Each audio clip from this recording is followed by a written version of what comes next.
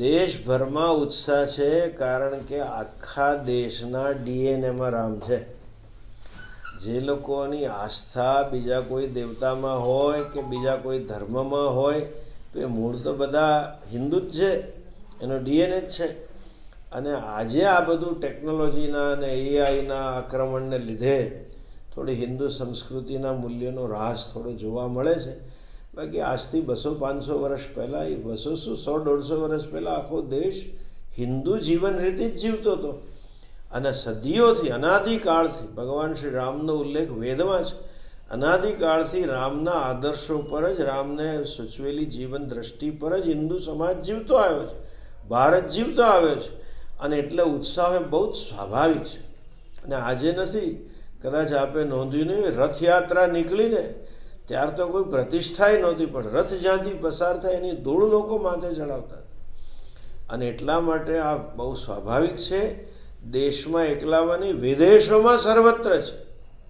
આખા દુનિયામાં જ્યાં જ્યાં હિન્દુ છે ત્યાં ત્યાં આજે ઉજવવાનો એ લોકોનો આખી યોજનાઓ ઘડી છે. એટલે ખૂબ આનંદ છે. અને હવે જે રાજકીય નેતાઓ કહેતા હોય ને વિરોધ કરતા હોય, હું માનું છું ત્યાં સુધી એ રાજકારણ છે. ધર્મમાં રાજકારણ ન હોવું જોઈએ, પણ રાજકારણમાં ધર્મ હોવો જોઈએ. ધર્મનું પહેલું લક્ષણ છે સાચું બોલવું. હવે જે લોકો વિરોધ કરી રહ્યા છે અને શંકરાચાર્યને આગળ કરી રહ્યા છે, એ સૌને મારી એક જ વિનંતી છે કે ભાઈ, તો શંકરાચાર્યને આગળ કરીને તમે આમાં નથી જતા, આખું જીવન શંકરાચાર્યજીના કહ્યા પ્રમાણે જીવન, તો પછી આવું તમે નહીં કહો. એમના કહેવાનો જ પ્રશ્ન નથી. શું એ લોકોને જે શંકરાચાર્યજી પ્રચાર પ્રસાર કરે છે વેદના નિત્ય કર્મકાંડનો, વેદના જીવન ગોમાતાની પૂજાનો, કે આપણા મૂર્તિ ભગવાનની પૂજાનો, આસ્થાનું એ છે. આ એ જ સરકારો છે કે જે લોકોએ ગાયને રાષ્ટ્રીય પ્રાણી ન બનવા દેવા માટે કેટલા સાધુઓને મારી નાખ્યા હતા દિલ્હીમાં, આજથી 52-55 વર્ષ પહેલાં. એ જ સરકાર, એ જ નેતાઓના પૂર્વજો છે.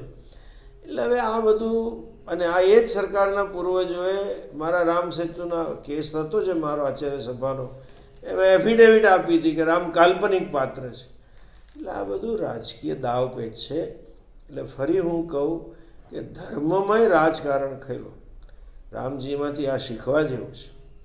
એમણે એટલું નીતિમય યુદ્ધ કરી, યુદ્ધ દુશ્મન સાથે પણ કેવો વ્યવહાર કરવો એ એમણે શીખવાડ્યું છે.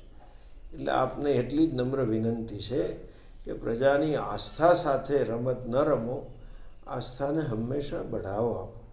અને આ દેશ રામે ચીંધેલા માર્ગ ઉપર જ ભારત છે. ભારતની આઈડેન્ટિટી આર્થિક નથી, ભારતની આઈડેન્ટિટી રામના જીવન મૂલ્યો છે. અને એટલા માટે સૌ આપણે એક ભેગા થઈને સમર્થ ભારત બનાવીએ, એવી આપ સૌ પાસે અપેક્ષા અને આપને વિનંતી.